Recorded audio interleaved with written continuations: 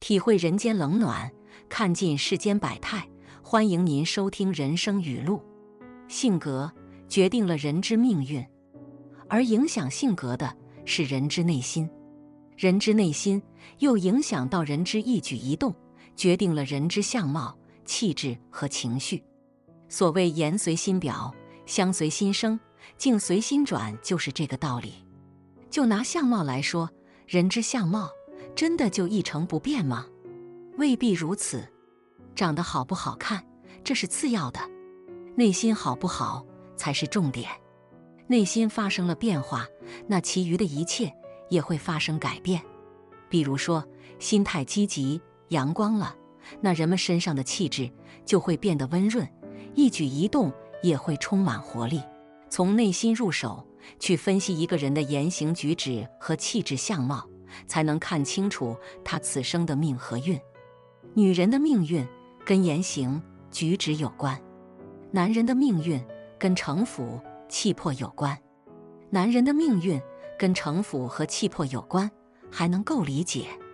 女人的命运为什么会跟言行举止有关呢？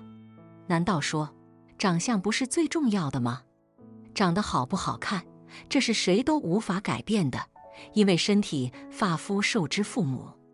另外，有美貌而没有能力，这是女人此生的大忌。手腕不够，就会成为被人抛弃的花瓶。如果不好理解，我们可以说的直白一点，那些在大人物身边的女人，她们未必长成瓜子脸，也未必倾国倾城。为什么她们能成为大人物的原配呢？因为她们身上的气质、说话的谈吐、做事的手段都胜人一筹。镇得住场，管得了家庭，能跟男人势均力敌，足以维系家庭的正宫地位，才算是真正的成功。至于长相，那是最廉价的。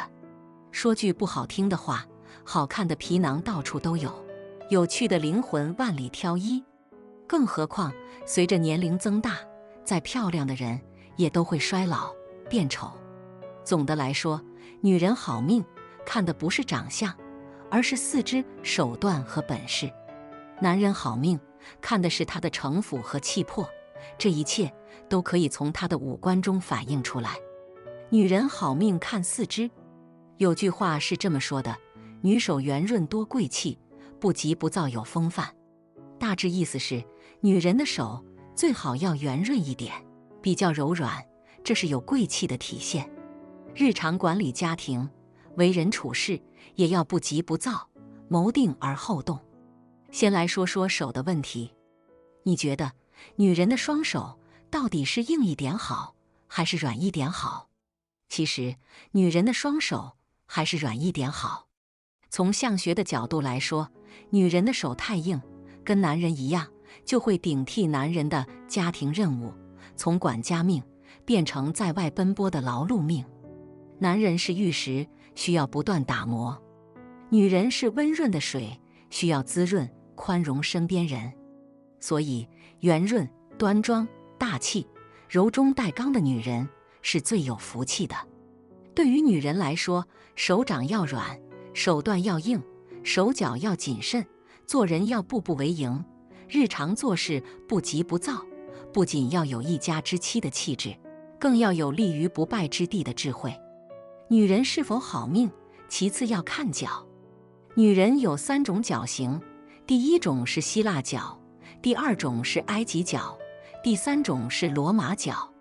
希腊脚就是2脚趾长于其他脚趾的脚型。有这种脚型的女人，性格很好，自强不息，有很强的观察能力，擅长抓住时机。35岁后，事业和家庭都比较平稳，属于女强人类型。埃及脚就是大脚趾最长的脚型。有这种脚型的女人，长相还行，才华横溢，擅长跟别人打交道。她们最大的特点就是旺夫旺家，虽然事业一般，但持家有道。罗马脚就是5个脚趾长度都差不多的脚型。有这种角型的女人，做什么事儿都谨慎，运气也比较好。到了晚年，有爱人和子女相伴，属于安稳类型的女人。除了这3种角型，还要注意一点，脚趾是否往外翻。一般来说，脚趾往外翻的女人，不仅命中贫穷，所嫁的丈夫也不太好，哪怕自己再拼命，也还是劳碌命。男好命看五官，看一个男人有没有本事，其实从他的五官那里就能看出来了。这里谈到的五官，跟美丑无关，只跟展现出来的气魄、心性和城府有关。我们常说，人生如江湖，充满复杂的人事。在社会大舞台上，如何透过现象看本质，眼力将成为决定命运的利器。男人比较单纯，那他的眼睛绝对比较清澈，就像浅层的河水，一眼就能被人看透。男人有城府，足够老练，那他的眼睛会深不可测，跟深渊一样。就像司马懿有英式狼顾之相，他的眼睛不仅足够敏感尖锐，还深不可测，所以司马懿熬死了曹氏3祖，活到了最后。有句俗语说，一见钟情，言下之意即是眼力见。在极短的瞬间能看清人性、洞悉局势的人，往往能在竞争中占据主动。观察人，本质上就是在看眼睛。在现代社会，男人需要拥有一双精明的眼睛，洞察事情，洞悉人心。这样的眼力见是人际交往中的法宝，能够在人生的舞台上驾驭风浪，放飞理想。再来说说嘴巴，男人出门在外应酬，肯定需要学会说话。如何把话说清楚，既不得罪人，也不让人抓住把柄，这就要看当事人的修为了。